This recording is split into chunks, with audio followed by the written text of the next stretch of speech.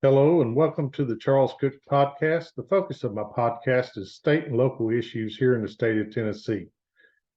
You can follow my podcast on Facebook, Twitter, YouTube, Rumble, Spotify, iHeartRadio, Google Podcasts, TuneIn, and Alexa. Just search for the Charles Cook Podcast and then like or subscribe on those platforms, and you will be notified when I upload new content. And if you'd like to follow my podcast webpage, you can find that at Charles Cook Podcast at buzzsprout.com. And you can email me at charlescookpodcast@gmail.com. All right. Well, looks like the Morristown City Council is moving forward with the changes to the election process here in this city of Morristown. Even though that people showed up and voiced opposition to that by a wide margin of the folks that showed up, and I'm going to get into that. Let me give you a recap on what's happened and why changes are being made, and I've got some things that I want to share with you and a couple of videos that I want to share with you as well. So Morristown City Council elections were basically, we have 4 wards and 2 at-large seats and a mayor.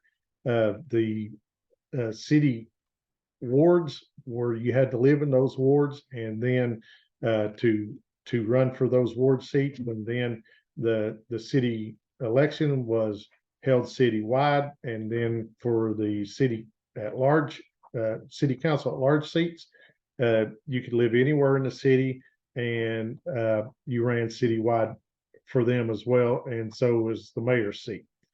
A lot of people have known, like myself, have seen that living in the wards, you don't actually get elected by the wards that you live in.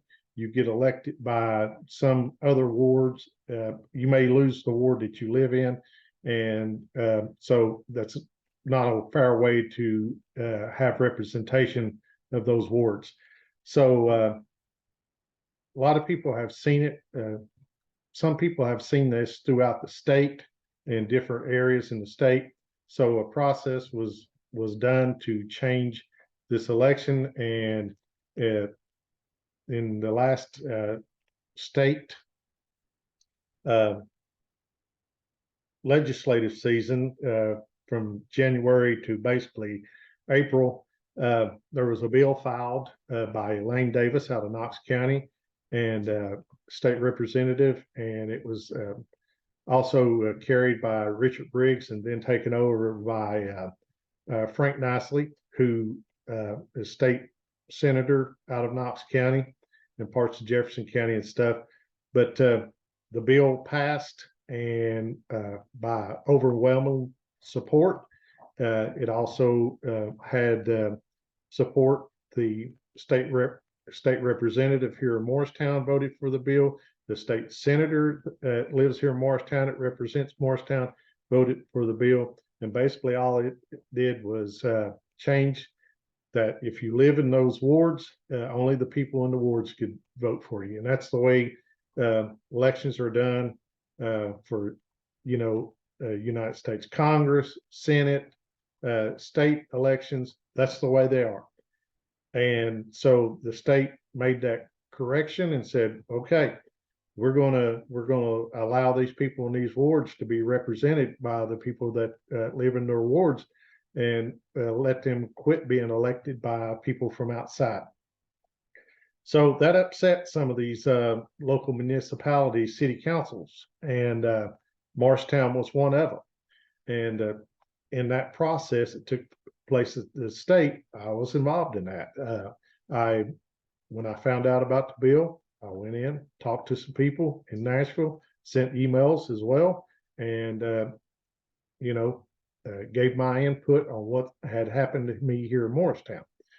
So once that happened, the mayor of Morristown and the city council, of course, didn't like it because, let me tell you, the elections here have been razor thin, even though they have been held citywide. So if you're going to let these people in these wards start electing their representatives, they're going to have their say, and we've seen it. 2021, I ran against K Center. I lost by 38 votes. I won my ward, actually won 3 wards, and lost 1 ward by a pretty good margin, and that was enough to cost me the election. Same year, Rob Burke ran against Bob Garrett, and he lost the election by 4 votes. So when I tell you these are razor-thin elections, that's what they are. This past election, Rob Burke ran against Mayor Gary Chesney and lost by, I think, around 100 votes. And I believe the other at-large council member who was facing opposition, Ken Smith, he lost his seat to Joseph Center by like 19 votes or something like that, 19 or 39 votes. I'm not, can't remember off the top of my head, but they're close elections. So they know that once this changes, the way the state changed the law, it was over. How do we know that? Well, I got a video from Gary Chesney stating that at a meeting that took place on August the 4th. And so I'm going to pull this video up and I'm going to share it with you. And I want you to see it as a reminder. I've played this before on my other podcast, but I want you to see it in this as a reminder and hear the conversations of Gary Chesney telling them what this law does to Morristown. Oh, somebody that we may not agree with, or we think it's not qualified to get elected, they might get elected in one of these districts and cause problems. So I'm going to let you be the judge. I'll let you hear it out of his mouth, and then no one else can say anything. Charlie, you misrepresented. I want you to hear what he says. So let's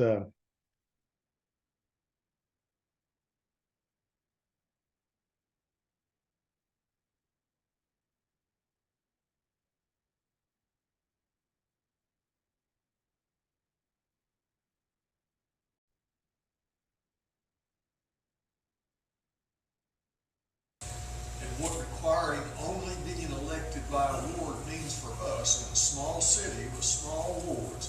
If there is a ward, say where only 72 people in your ward showed up to vote on election day, that means Nigel Reed can get 37 people to vote for him, and he's a council member. That's what we're looking at. I gotta have a rest. You just scared me to death. Well, that's what this law does. It's exactly what it does. It's not about Nigel. Let me clear you all up on Nigel. Nigel, if he's on his medicine, the smartest man in Mark. If he's not on his medicine, you know what he can do.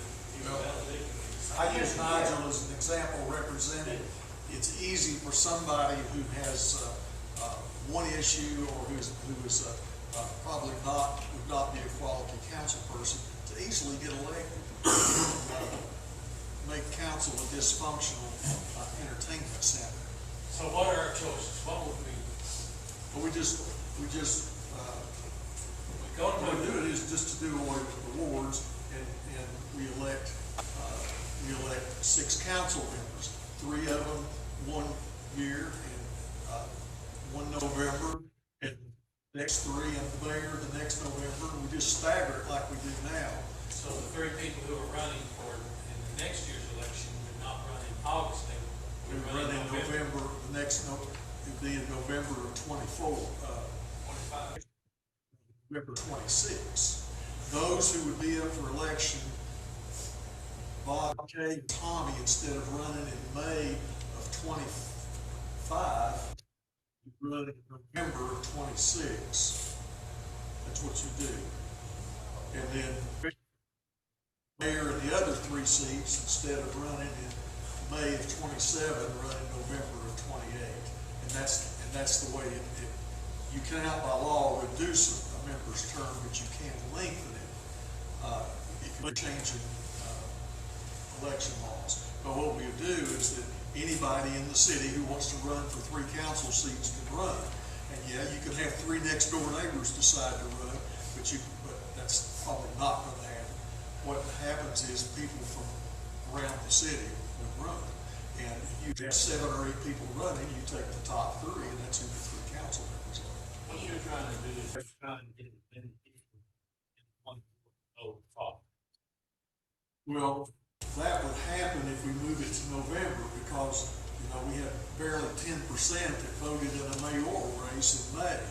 So, in November, and I thought I should have had Jeff give us some examples of how many city voters showed up to vote in 2020, as opposed to this past year, showed up in the presidential race. Because there'd be a whole lot more. We'll have a more representative council elected by more people in the city, which is really what democracy is. Without running a flag. That's what we haven't been getting. Well, with fewer people to vote.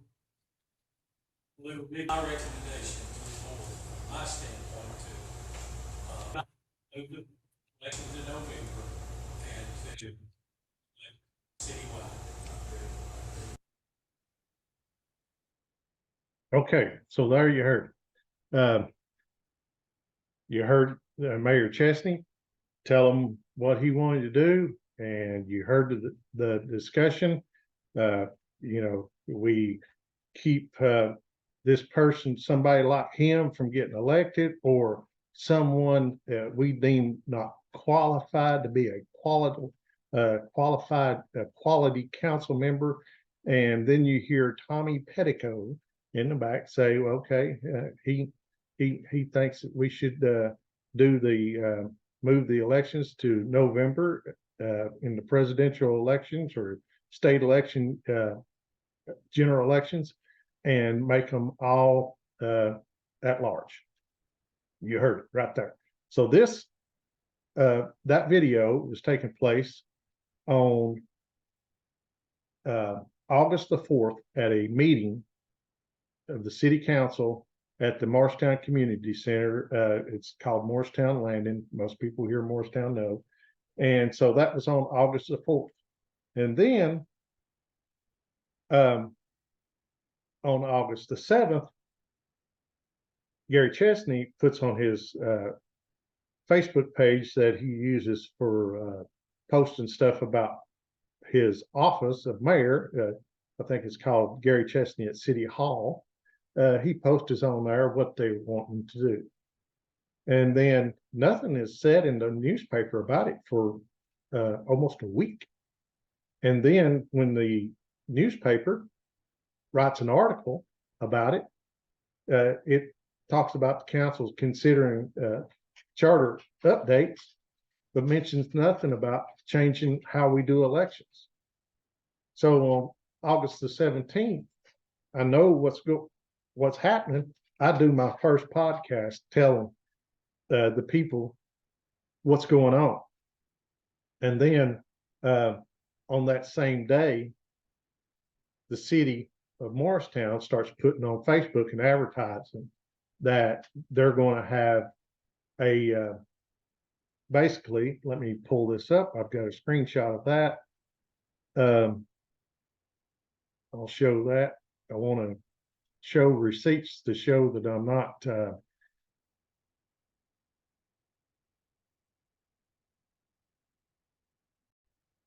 so this is the a screenshot from the city page that says talking about wanting public input on the changing the municipal election laws. So this was going to be happen on August the 29th. Now, so they tell you they're seeking public input, but you already heard Gary Chesney and Tommy Petticoat on video, not my words, but theirs, tell you what they wanted to do. They wasn't seeking input. Their minds were already made up. Okay? That's why I post this stuff, so people can see it. And then when there started to be online discussions about it, people were chiming in and talking about it on different Facebook pages. And, you know, then the mayor's already got his mind made up. And then he starts trying to change other people's minds. So let me pull up this other screenshot. Show it. So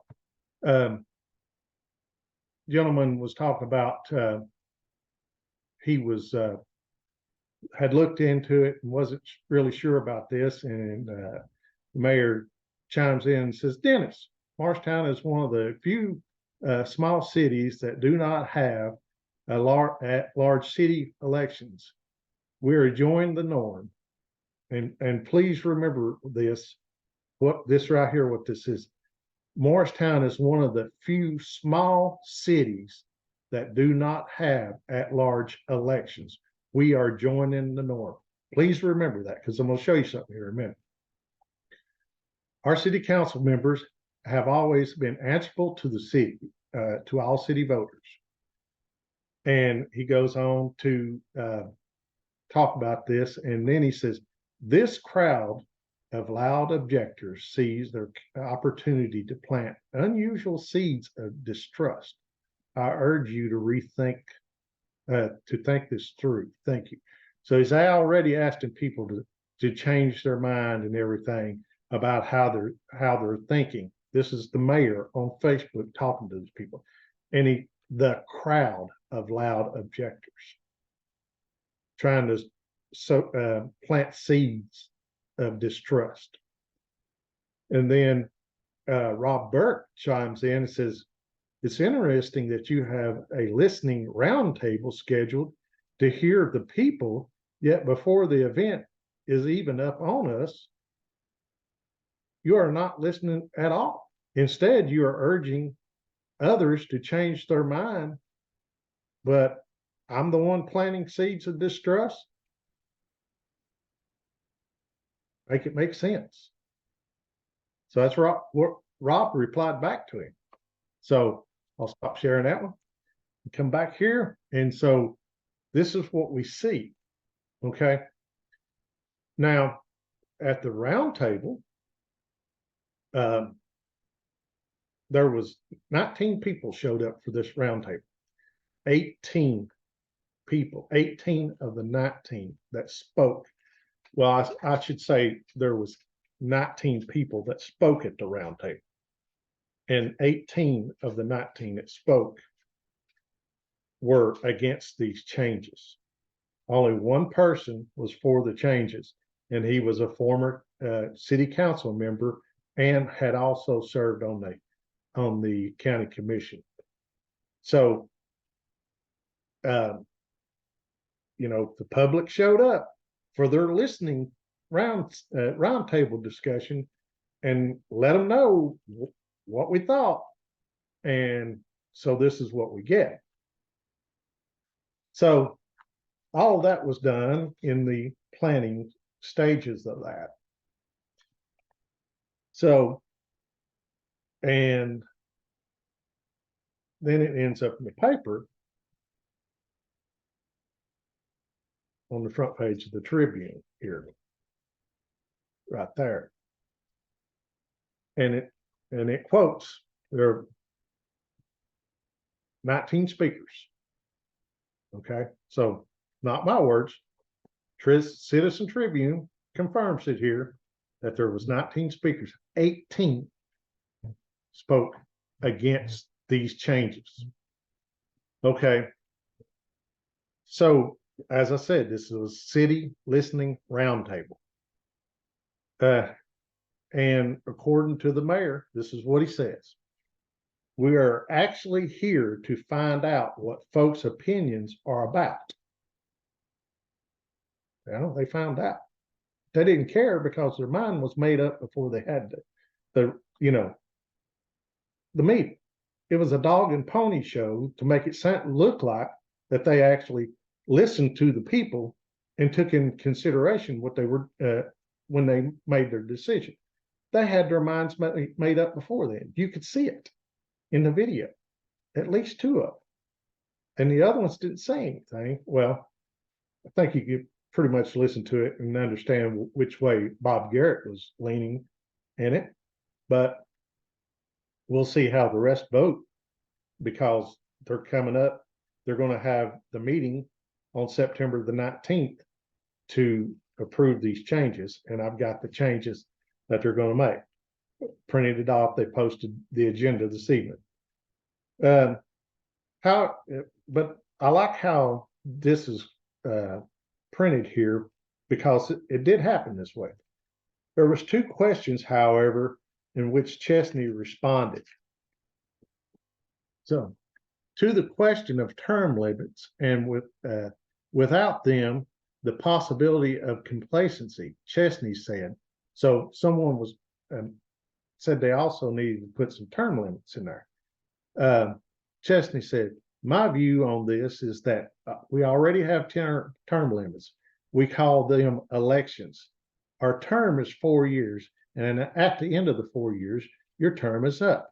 If people want you again, you ask the public, is it okay for me to serve again? And if it's okay, they put their name in, and if it's not, they get voted out.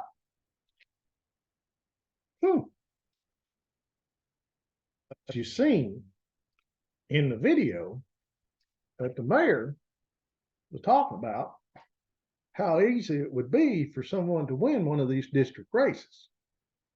So if the district didn't agree with the job they was doing, then they could get voted out, because that's the way we do term limits here. But he don't want that. He wants it running citywide, so they have a greater opportunity to be reelected than facing the people that they were supposed to represent. And that's why they wanted to change it and go to the at-large system, because they don't want people to be voted out. They want to keep them in there because, you know, it works well for them. Okay. So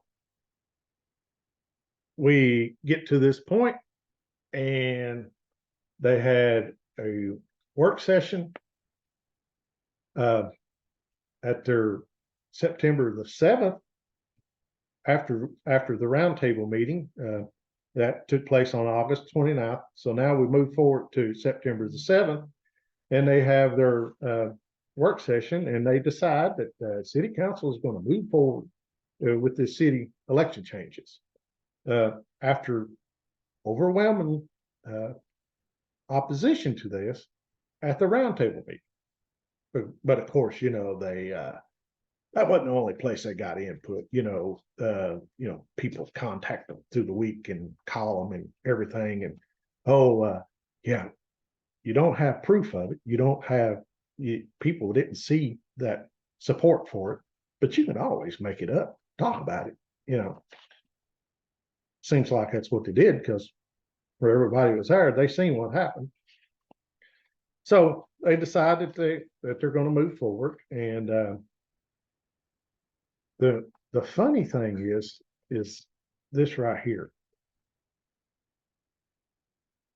So when they're going, now remember, the mayor's talking about in the video how you represent the whole city.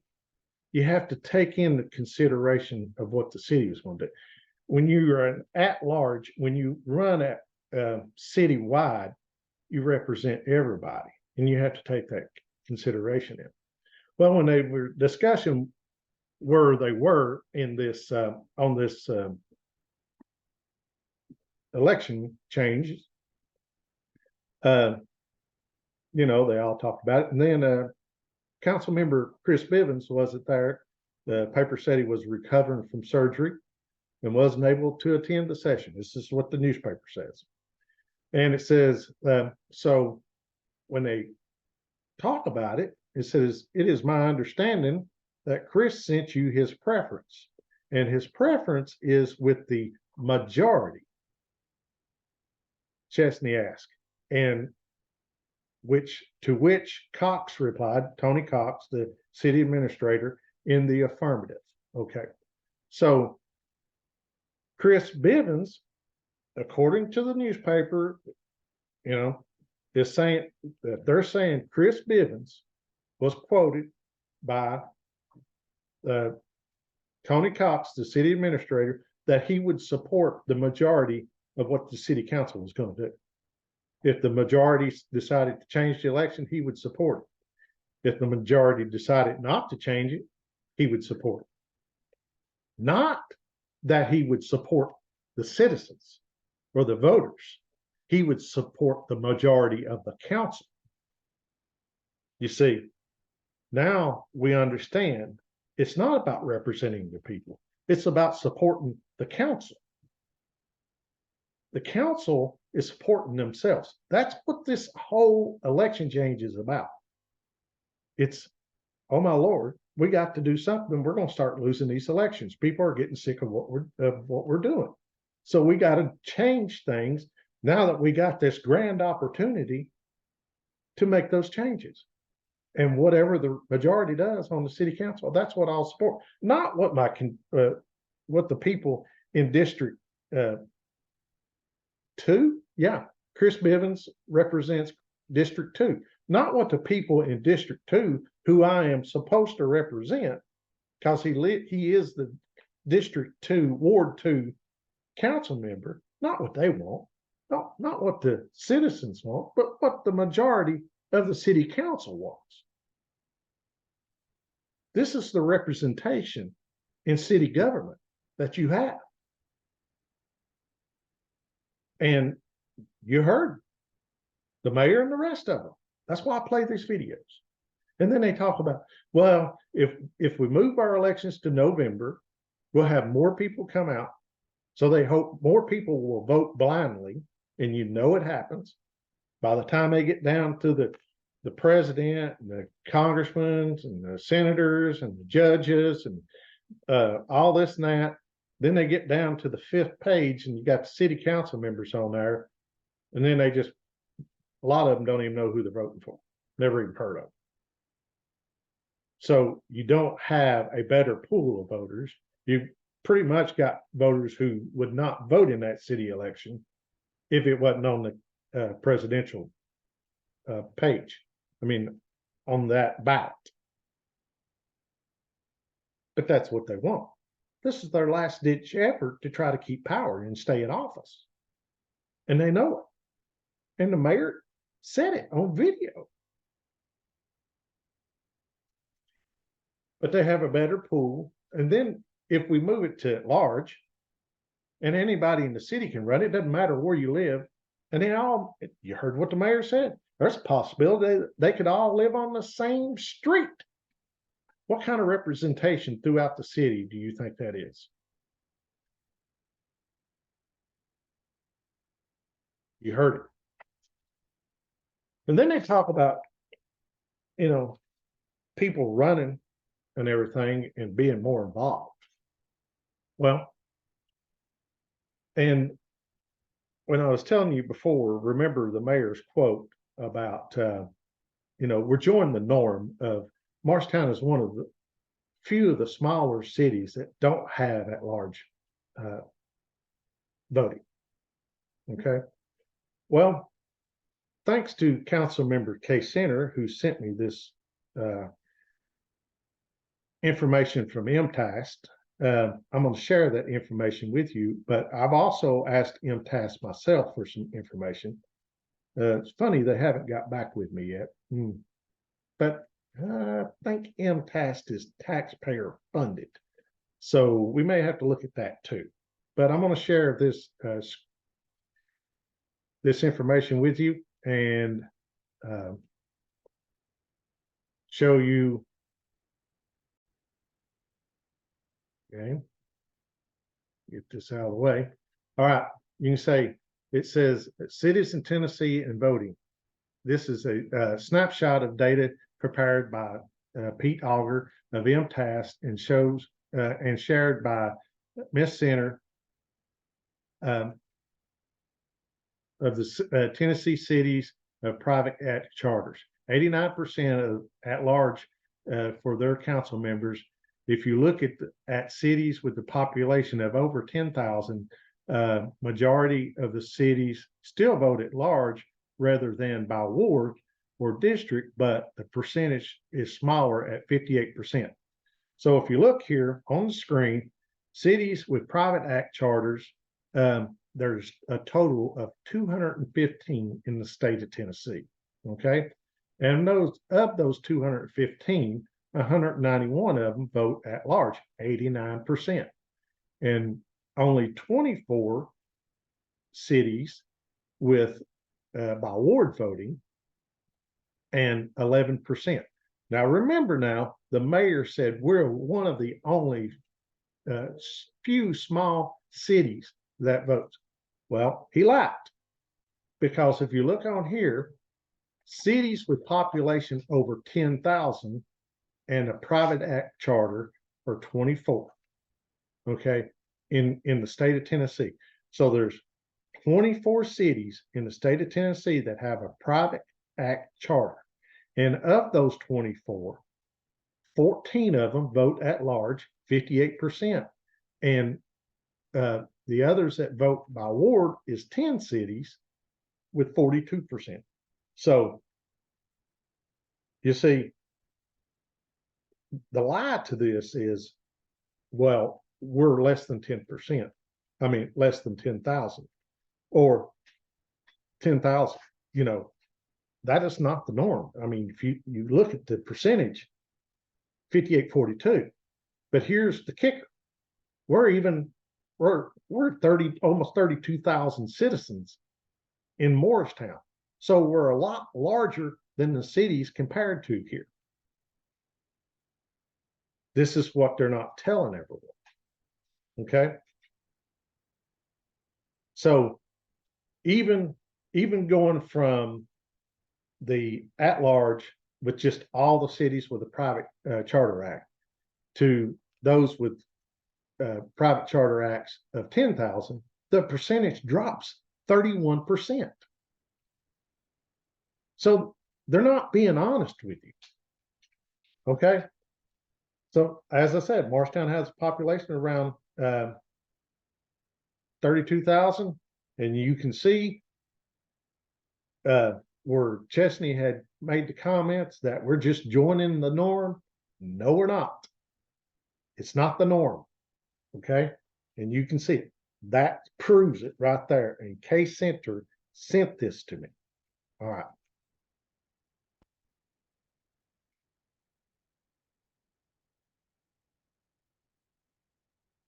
And as I said, Chesney don't support term limits because, you know, but he supports going to at-large seats to help people, to keep people from getting elected. Okay. So on the 29th, and I want to show you this clip here. I'll have to get this pulled up again. On the 29th,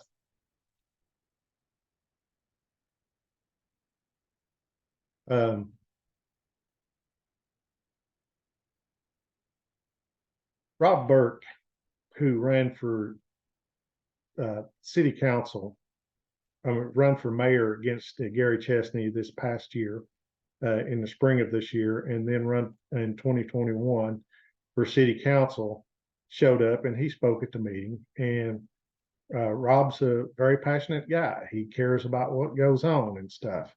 And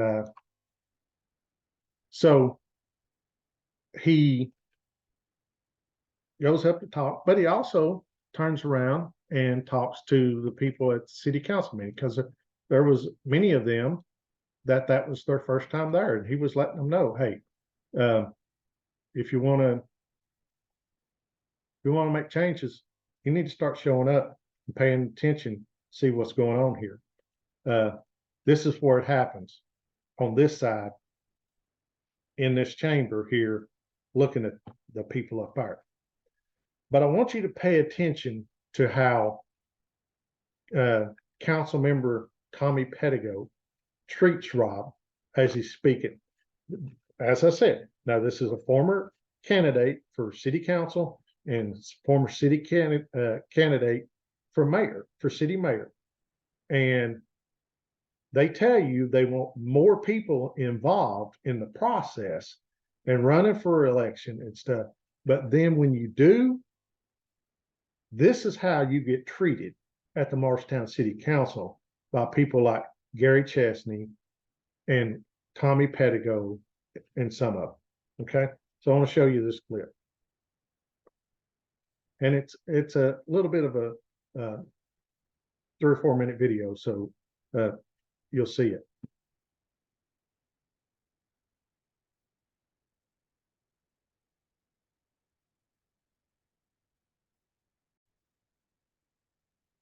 Do it. Come to the meetings. Voice your opinion.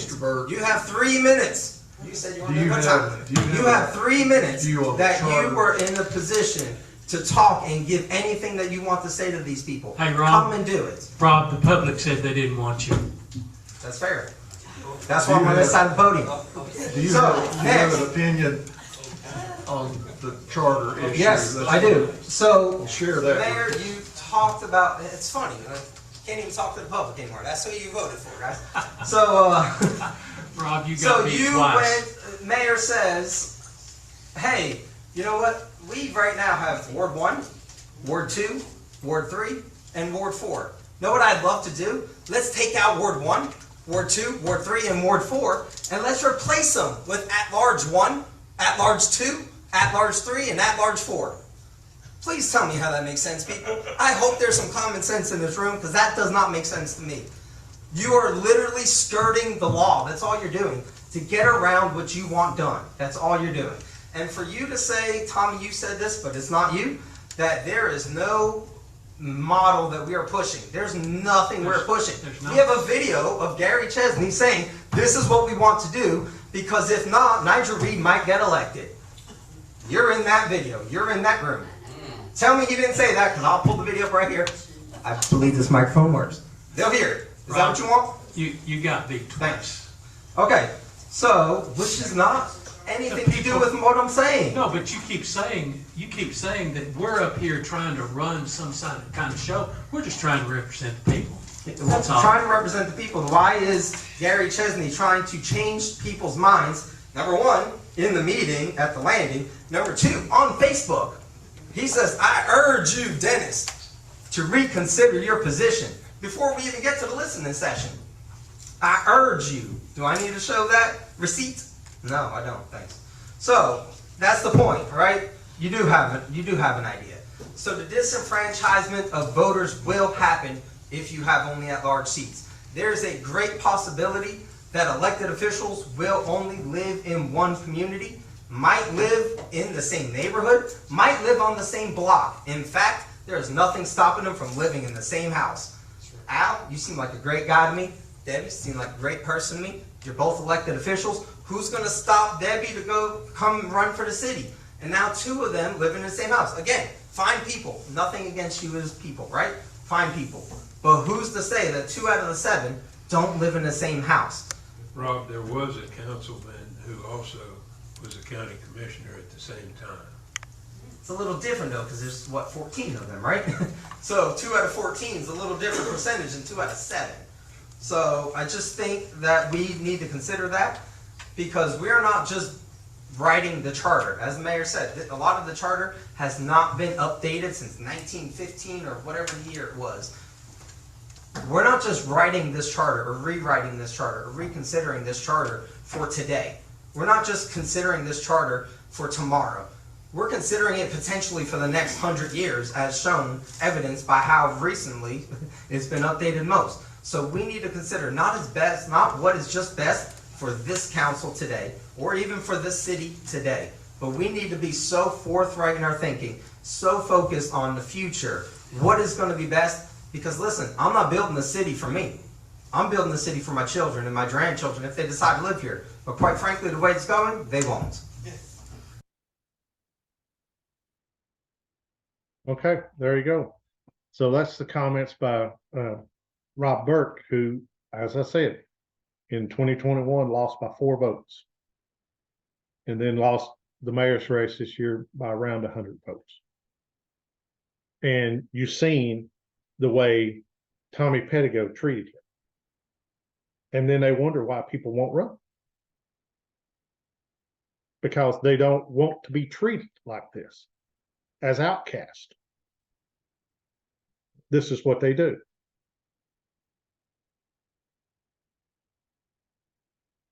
I'm just sharing the information with you. So they're going to push this through. They're going to get it approved at the city council meeting. That meeting is Tuesday, September the 19th at 5 p.m. at the city center downtown. You need to show up there if you care about this. And put your butt in the seat. It doesn't matter how they vote. You need to be there and let them know that you're against this. You will have an opportunity to speak on this issue. And I urge you to do that. Because you're going to see that they're going to push it through. They don't care what the voters think. They're hoping by the time they push these elections out, instead of having it in May of 25, they're going to push it out to November of 26. They're going to add a year and a half onto each of them's terms so they can, quote, get more people to vote in the city elections. Okay, this is what they're doing. I've said it time and time again on many of my podcasts. Many people complain about how corrupt and dirty the federal government is, but they really don't have a clue what's going on in the state and local governments throughout this country. And I've just gave you the receipts of what happened here in Morristown. You could see it. Video, screenshots, and everything.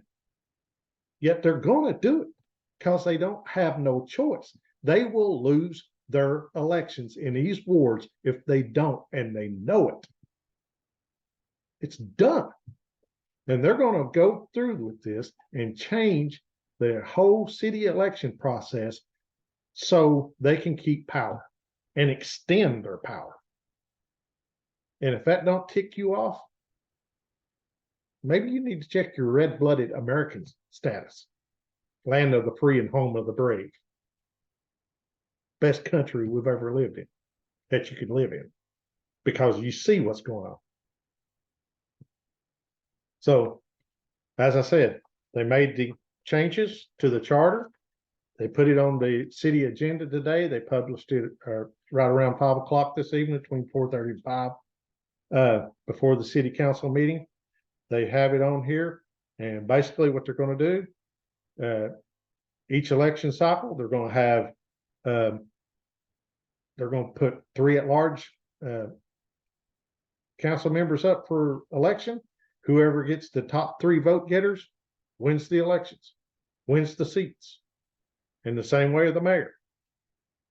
Whoever gets the top votes wins the mayor's race. And if there's a tie in the city council election, the ones that are elected on the seats get to decide who wins the tie. Okay? This is change to the charter. Printed it off today. So they're going to go through with this. The whole listening session and everything was a dog and pony show. I've showed you. They had their minds made up. Even the information that they asked for from MTAS does not support their claims. It doesn't. As I said, 215 cities in Tennessee, 191 of them. But many of those are less than 10,000. Okay? With private charter acts. Many of them are less than 10,000. Well, you have, let's see, you basically have, what, 96 or maybe Yeah. Out of the 215 cities with private charter acts, only 24 have more than 10,000. And they're going to tell you this is the norm. We're just falling in line. The numbers don't prove it. And this is the numbers that MTAS gave them. It doesn't. So we'll see what happens. I'm telling you, I believe they'll pass it. I don't think that there's enough city council members on that council that has the guts to vote against this. Whether it be Case Center, Chris Bivens, Al Einhart, Bob Garrett, Tommy Pettigo. I believe there's one council member that may have the guts to vote against it, and that's Joe Center, because he was newly elected this year. So there we have it. And that's the information I got for you. So you need to show up on September the 19th at 5 p.m. at the city center and speak your voice. Let them know that you don't agree with it, and see what they do after you tell them how you feel. We'll see if they decide to move forward with it. Then you'll know whether your government listens to you or not. I'm a representative for the whole city. We'll see if they represent you or not. I'm willing to bet you they're not. They're going to represent that city council. They're going to represent each other, as quote in the paper, supposedly by Chris Bivens, what the majority of the council thinks. Okay. I hope y'all have a great weekend. Stay safe, enjoy, and remember, in the end, God wins anyway. Take care, enjoy. We'll see you on the next podcast. Bye-bye.